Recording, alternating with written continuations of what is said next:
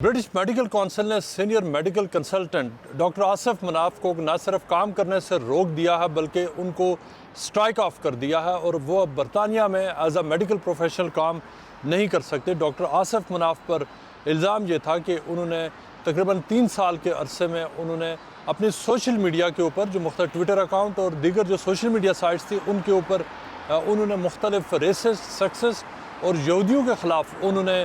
مختلف وہاں پر انہوں نے الزامات لگائے، انہوں نے بعض ایسی باتیں لکھی مختلف اس وقت جو انٹرنیشنل قوانین ہیں ان کے مطابق وہ غلط تھے۔ ڈاکٹر آصف مناف نے جو یہودیوں کا جو ہولوکاسٹ جو ہوا تھا، جو قتل عام ہوا تھا دوسری جنگ عظیم کے اراؤنڈ، اس کے اوپر بھی انہوں نے سوالات اٹھائے کہ کیا وہ ہوا تھا یا نہیں۔ اس کے علاوہ جو سپٹمبر 11 کے جو امریکہ میں ٹوئن ٹاورز اٹیک ہوئے تھے اس کے اوپر بھی انہوں نے کہا کہ وہ جو ٹوئن ٹاور اٹیکس تھے وہ انسائیڈ جاب تھے۔ ان کا یہ کہنا تھا کہ جو وہ حملے ہوئے اس میں یہودی ملوث تھے اور جس کی وجہ سے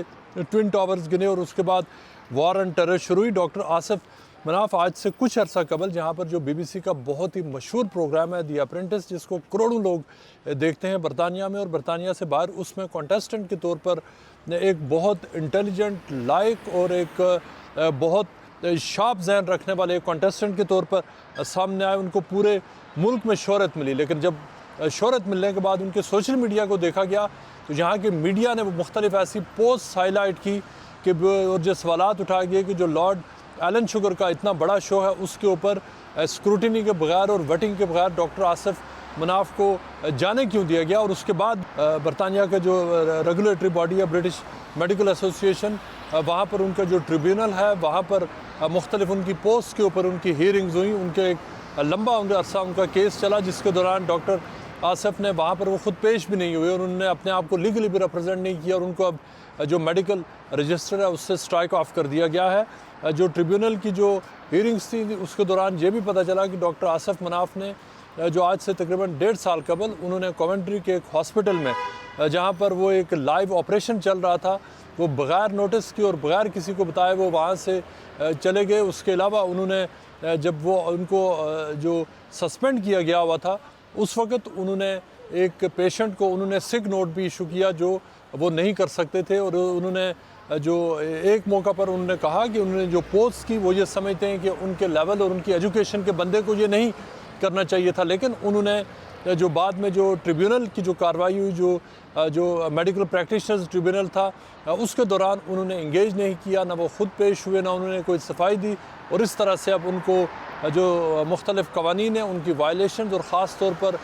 جو اینٹی سیمیٹک ریمارکس ہے یہودیوں کے خلاف نفرت پھیلانے والے جو الزامات ہیں وہ لگانے پر ان کو اب سٹرائک آف کر دیا گیا۔ پروگرام جرم و سزا کے لیے تھر پارکر سے میں ہوں عبدالغنی بجیر۔ میں اس وقت موجود ہوں تھر کول انڈر گیسیفیکیشن منصوبے بلاک نمبر 5 پر۔ یہ منصوبہ تھر کول کے کل 12 بلاکس میں سے 5 نمبر بلاک کا منصوبہ ہے جس کا آغاز سال 2008 میں کیا گیا۔ اس منصوبے کے تحت زیر زمین کوئلے کو جلا کر گیس میں بدلنے کے بعد بجلی پیدا کرنی تھی، اور یوں میرے عقب میں آپ پورا اسٹرکچر دیکھ سکتے ہیں کہ یہاں پر جو ہے وہ بجلی گھر بھی بنائے گئے اور یہاں پر بورنگ کر کے زیر زمین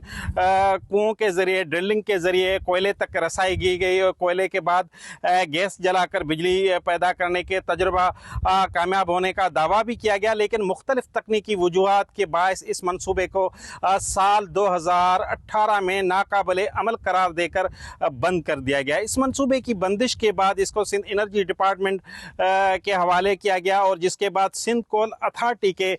سپرد کیا گیا اس منصوبے کو، لیکن سال 2020-21 سے لے کر سال 2023 تک یہاں سے مختلف جو چوری اور یہاں کی جو بھاری مشینری ہے اس کی غائب ہونے کی شکایات عام ہوئی، اور پولیس اسٹیشن اسلام کوٹ پر ان 2 سالوں کے دوران جو ہے وہ متعدد مقدمات درج کیے گئے جن میں ملزمان سے جو قیمتی مشینری ہے وہ بھی ریکور کرنے کی دعویٰ کی گئی۔ آج اس پروگرام میں ہم بات کریں گے اس منصوبے کے متعلق جو سی ایم سندھ کی جانب سے انکوائری رپورٹ بنائے گی، اس انکوائری کی سفارشات کے حوالے سے، اور اس منصوبے کے مختلف حصے ہم آپ کو دکھائیں گے کہ یہاں کے یہ جو مشینری ہے یہ کس طرح سے پڑی ہوئی ہے، اور اس منصوبے کے جو مختلف حصے ہیں ان کا ہم جائزہ لیں گے۔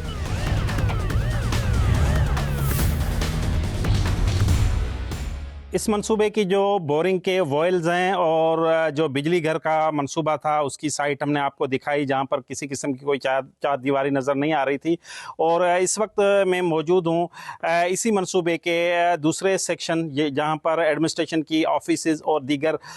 मशीनरी मौजूद है, उसकी क्या हालत है मेरा कैमरामैन सजावल बजीर आपको दिखाए। तो ये जो गाड़ियाँ हैं इस मंसूबे की, आप देख सकते हैं कि जो मुकम्मल तबाह हाल नज़र आ रही हैं, ये लग्जरी गाड़ियां हैं जो कि अमले के पिक एंड ड्रॉप के लिए रखी गई थी। इसी तरह की आप देख सकते हैं कि जो गाड़ियां हैं छोटी बड़ी कोई 70-80 के तादाद में यहाँ पर मौजूद हैं, जो कि गुज़श्ता 8 सालों से इसी तरह से मौजूद हैं। और इसी हवाले से जो मुख्तलिफ FIR रिपोर्ट्स दर्ज की गई इस्लाम कोर्ट थाने पर, उसके अंदर भी ज़िक्र किया गया कि जो मुख्तलिफ गाड़ियाँ हैं उनके आलात हों, उनकी मशीनरी हों, या जो बाकी इस मंसूबे की हेवी मशीनरी है उसकी चोरी के मुकदमात भी दर्ज किए गए और मुतअद्दिद जो मुल्ज़मान हैं उनके ख़िलाफ़ किसी हद तक कार्रवाई भी की गई। लेकिन इस मंसूबे के हवाले के चूँकि जो करोड़ों रुपए की जो मशीनरी है उसका गायब होने का इंकशाफ हुआ, जिसके बाद CM सिंध की जानिब से एक इंक्वायरी कमेटी तश्कील की गई, जिसने जून 2015 के अंदर ये रिपोर्ट दी और अपनी रिपोर्ट के अंदर इंकशाफ किया कि इस मंसूबे की जो मशीनरी है उसके गायब होने में, मुबैना तौर चोरी होने में इस मंसूबे की जो साइट हेड है उसको मुलव्विस करार दिया गया, और उसी के साथ ही सिंध कोल अथॉरिटी के जो बाकी कुछ ज़िम्मेदारान हैं उनको भी नॉमिनेट किया गया। और उसी के साथ ही जो पुलिस की नफरी है उस दौरानिया की साल 2018 से लेकर साल 2023 तक, जिनकी तादाद दर्जनों में बनती है, उनको भी शामिल तफ्तीश करके उन पे मुकदमा दर्ज करने की जो है वो सिफारिशात की गई। तो ये सिफारिशात SSP थरपारकर के पास 8.5 माह कबल पहुंची, और जो बाकी मुतल्लिक़ा महकमा जात हैं उनको भी कापियाँ भिजवाई गई। लेकिन 8 माह गुजरने के बावजूद अभी तक इस पर कोई ताहाल कार्रवाई अमल में ना आ सकी है, और यह मंसूबा इसी तरह से जो है वो मुकम्मल तौर पे इसी सुनसान जगह में और बग़ैर किसी हिफाजत के नज़र आ रहा है। तो आज के इसी प्रोग्राम में हम ने बात करने की कोशिश की सिंध कोल अथॉरिटी का जो DG है मोहम्मद असलम सुमरो उनसे, मगर उन्होंने मीडिया पर अपना मौक़िफ़ देने से और इस मंसूबे की मज़ीद तफसीलात और जो करंट स्टेटस हैं वो बताने से इनकार कर दिया।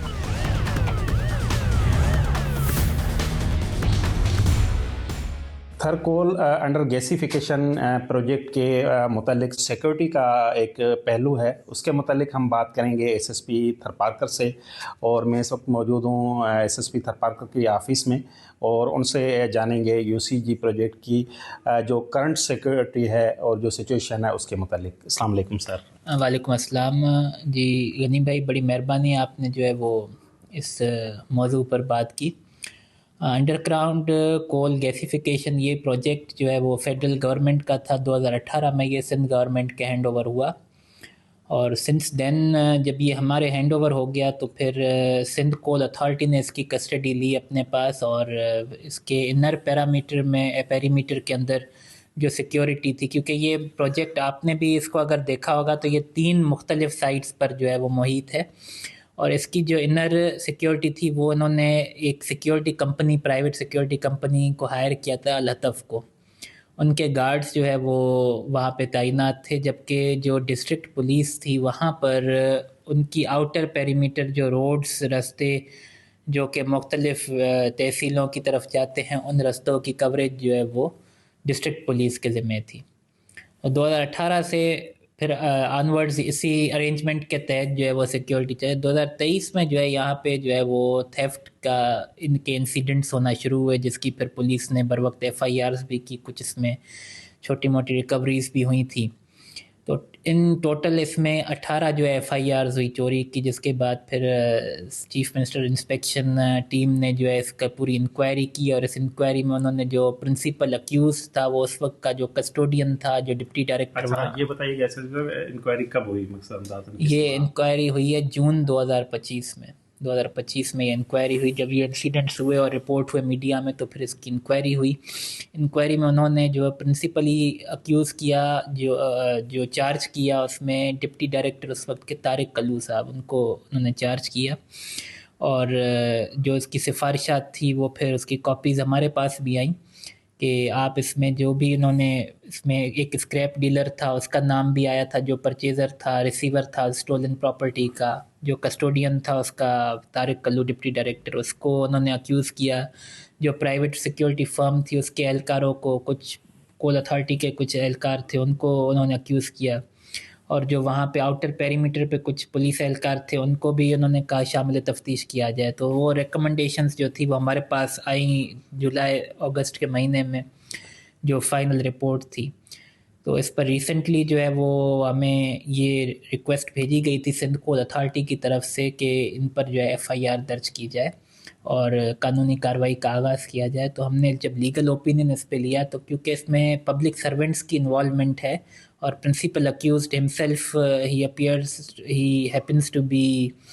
द डिप्टी डायरेक्टर, तो इस वजह से जो है हमने उनको ये लीगल ओपिनियन के साथ रेफ़र बैक किया है कि आप इस पर फर्दर लीगल ओपिनियन लें, क्योंकि ये मैटर एंटी करप्शन की एक्सक्लूसिव डोमेन बनती है। इसके अंदर कोई आपके ऑफिस का कोई अमलदार वगैरह उसका कोई नाम आ रहा है? चलो जो एहलकार होते हैं वो तो उसकी एक जनरली लिस्ट होगी, तो उसके मुतालिक कोई कार्रवाई हुई है? देखिए उसमें इन्होंने कुछ एहलकारों के भी नाम दिए हैं, कुछ बंदों के भी नाम दिए हैं। हमने वो सारी इंक्वायरी एंटी करप्शन के हैंड ओवर की है कि जी आप इस पर पूरी कार्रवाई करें। उसमें जो भी, क्योंकि प्रिंसिपली उन्होंने चंद नाम दिए हैं जिसमें पुलिस का एहलकार कोई भी नहीं है जिस पर डायरेक्ट FIR हो, लेकिन जो पुलिस का एहलकार थ्रू आउट उस टाइम पे DIB इंचार्जेस भी थे, हमारे ऑफिस के स्टाफ भी कुछ था, और पुलिस के एहलकार जो उस वक्त वहाँ तैनात थे उनका ये लिखा गया है रोल कि जी इनका रोल इन्वेस्टिगेट फर्दर किया जाए, क्योंकि उस इंक्वायरी में डायरेक्ट कोई उनका रोल इस्टेब्लिश नहीं अभी तक हुआ है। लेकिन उन्होंने कहा है कि इनका रोल रूल आउट नहीं किया जा सकता, इसलिए फर्दर प्रूफ चाहिए उसमें, तो ताकि जब भी लीगल एक्शन हमारे एंड से शुरू हो या एंटी करप्शन की प्राइमरली होना एंटी करप्शन के एंड से, जिस एंड से भी शुरू हो, तो वो इसको उस हम जो भी सारे नाम हैं, DIB इंचार्जेस थे, अकाउंटेंट थे, जो भी थे, वो सारे बंदों के नाम वो इन्वेस्टिगेट करेंगे कि उनका क्या रोल बनता है और उनको उस हिसाब से वो चालान करेंगे।